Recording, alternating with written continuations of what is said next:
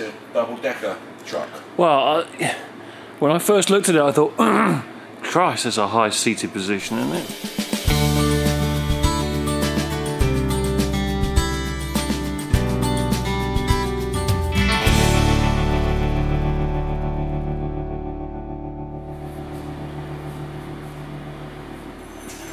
Poor old engine oil, it's just about had it. So how much does that engine weigh then? I've no idea. Okay, how much can the lift take? 250 kilos where it is at the moment. I should imagine that's about half a tonne, that engine gearbox, I'm not really too sure. Pretty heavy.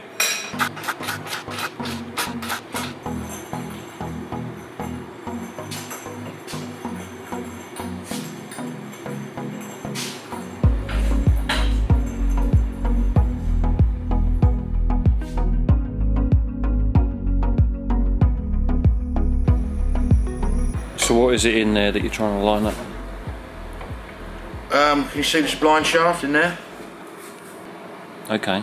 That lines up inside this piece here, on the splines on the inside of that, and there's a universal joint in there because basically the back axle pivots from here.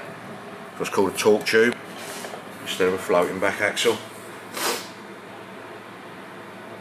It's just a very old style of doing things, you know. So when the suspension goes up and down on the back, basically the whole lot pivots from there. Off of the back of the engine. So Instead how of having a universal joint at either end of the prop shaft. And that's what it is nowadays, is it? Yeah. So you just got one prop shaft solid, goes all the way through, and it pivots from here. Which is a very old idea, but it works, I guess. Right. We pop that in gear.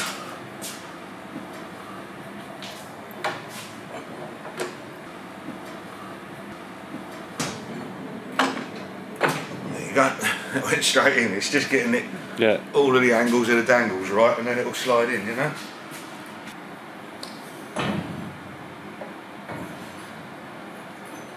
Here lies our first problem. What's that?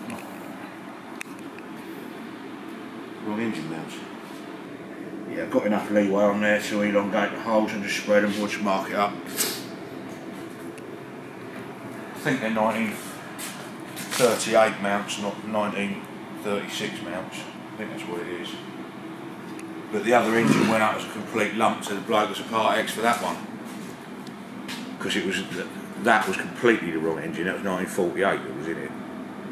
So we swapped it for a 36 engine and had that rebuilt. But I didn't think to change these. So what's the plan, Stan?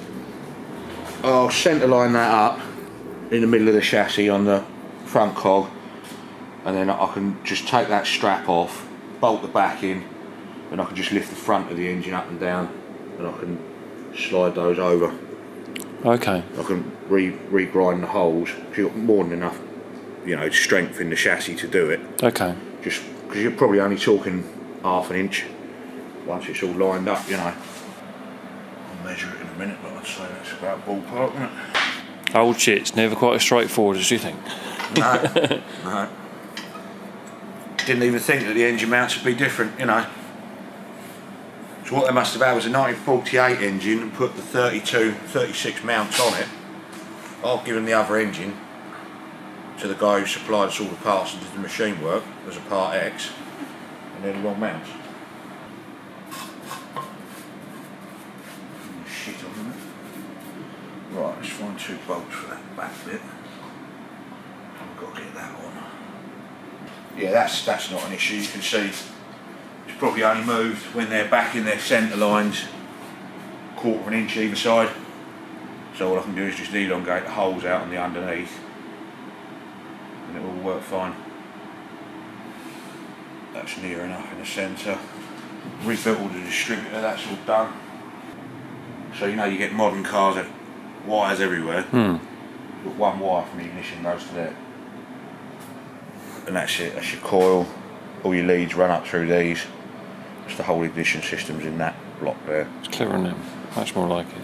Yeah, they work quite well actually. Once they're set up right, you got, because you haven't really got any adjustment on the timing. All you've got is that little screw there. And you've got what's called a vacuum brake there.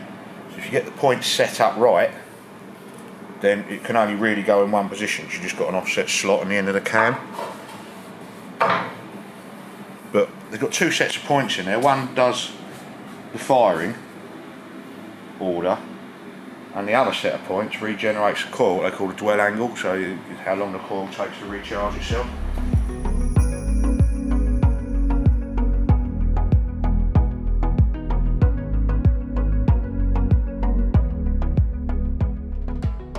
You can't really set all the clutch and brakes up properly until the cab's on, because it has all the back stops for the pedals. I mean, that's basic on the brakes, just the front ones.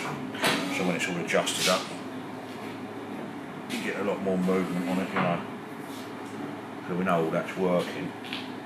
But you wouldn't be able to get the cab on if you put it all that together, would you? Sprayed and everything. Then because your tow ball goes in, and then you can back stops on the pedals there. They can hear down here somewhere. Oh, there you go, where those flats are there. One there and one there. And then you adjust it up so you've got just a little bit of lash in the clutch and a little bit in the brake pedal. Yeah, but because the brakes are all rod brakes, you can adjust them inside the brakes there. You can adjust them on that clevis pin there. You can adjust them on that clevis pin there. And you can adjust them on the handbrake one, because the handbrake operates all four wheels on it.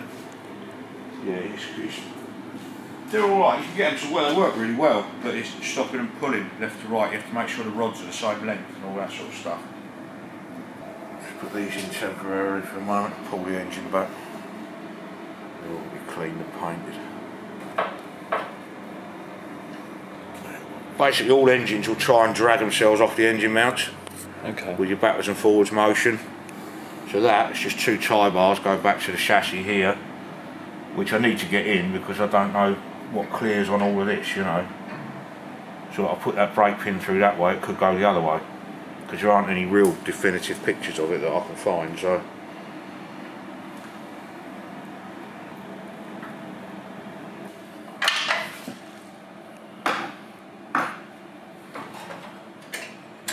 it's alright putting all these things together. It's until you put the whole car together, you don't know where half of it goes. You know what I mean? Take that pedal assembly out.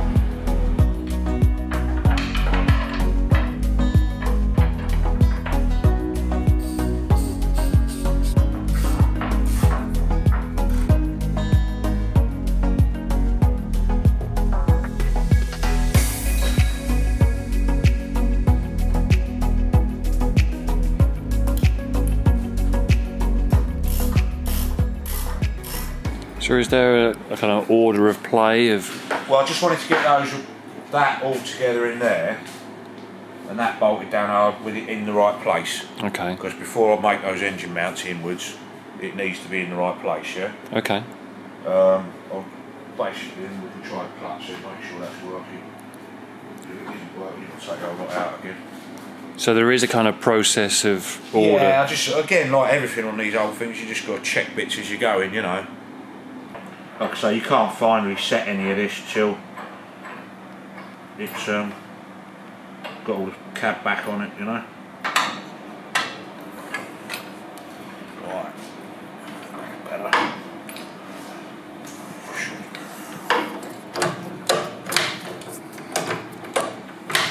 That's better.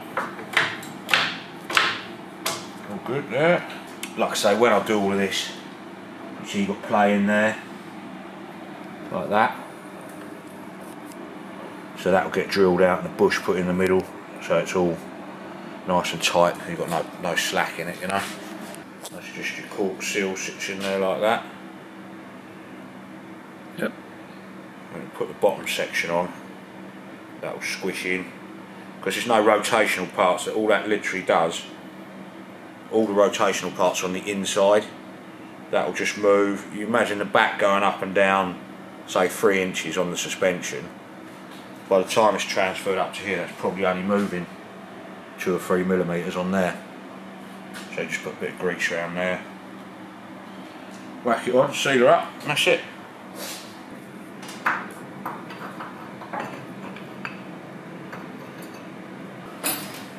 You can nip the bottom up and then put the top on afterwards.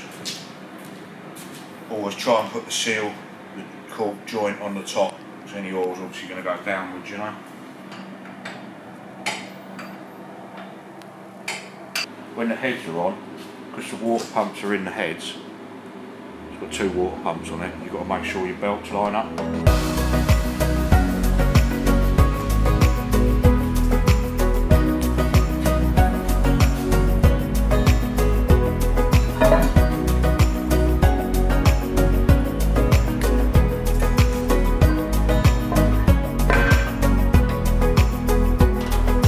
Yeah, I like building engines. I mean, this whole going back together, it must be quite rewarding. Yeah, it's good. You don't have to sound too excited about it. Next week on the workshop. The Mini is back. Perfect.